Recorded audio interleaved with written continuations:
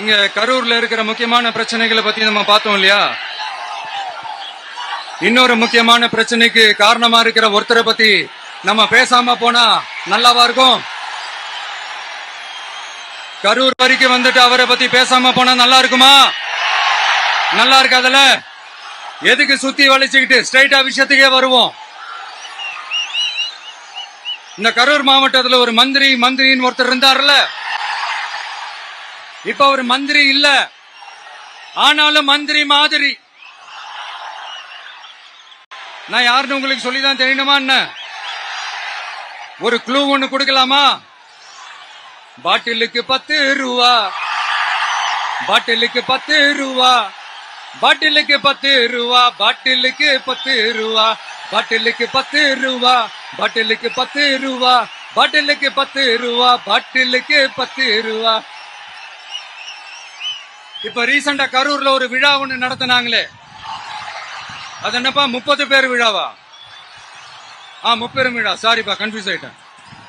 அந்த விழாவில் மாண்புமிகு சிஎம் அவர்கள் இந்த மாஜி மந்திரியை பத்தி உச்சி மேல தூக்கி வச்சு மெச்சினதெல்லாம் நம்ம காதால கேட்டோம் இல்லையா? இதே சிஎம் அவர்கள் இதே கரூருக்கு வந்தப்போ, எதிர்கட்சியா இருந்தப்போ, அந்த மாஜி மந்திரியை பத்தி என்னெல்லாம் சொன்னாரு, என்னெல்லாம் கேட்டாரு. ஐயா ஃபேக்ட் செக் நண்பர்களே, இதெல்லாம் நீங்க பெருசா ரிசர்ச் பண்ணணும்னு அவசியமே இல்ல. யூடியூப் ஓபன் பண்ணி பாருங்க, தெரிச்சிருவீங்க, மிரண்டுருவீங்க. இந்த திமுகவுக்கு இந்த மாஜி மந்திரி இப்ப என்னவா இருக்கிறாரு அப்படின்னு மக்கள் பேசிக்கிறாங்க தெரியுமா? இந்த திமுக குடும்பத்துக்கு ஊழல் பண்ற பணத்தை எல்லாம் 24x7 டெலிவரி பண்ற ஒரு ஏடிஎம் மெஷினா இருக்கிறாரா அப்படின்னு நான் சொல்லுங்க, ஊருக்குள்ள பேசிக்கிறாங்க. சரி, இங்க ஓகே. இன்னொரு முக்கியமான விஷயம், இங்க போலீஸ் பாதுகாப்புலாம் இருக்கா இல்லையா? போலீஸோட கைகள்லாம் கட்டப்பட்டிருக்குன்னு நினைக்கிறேன். போலீசார் மக்கள் தான் சார் எஜமானர்கள். மக்களுக்காக மட்டும்தான் பயப்படணும், வேற யாருக்காகவும் பயப்படணும்னு அவசியமே கிடையாது.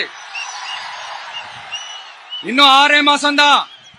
ஆட்சி மாறும், காட்சி மாறும், அதிகாரம் கை மாறும். உண்மையான மக்களாட்சி, மனசாட்சி உள்ள மக்களாட்சி அமையும். அப்ப தெரியும் எல்லாருக்கும் சுதந்திரமும் பாதுகாப்பும் 100% வரும். தேங்க்யூ நண்பா. கான்பிடண்டா இருங்க, நல்லதே நடக்கும், வெற்றி நிச்சயம்.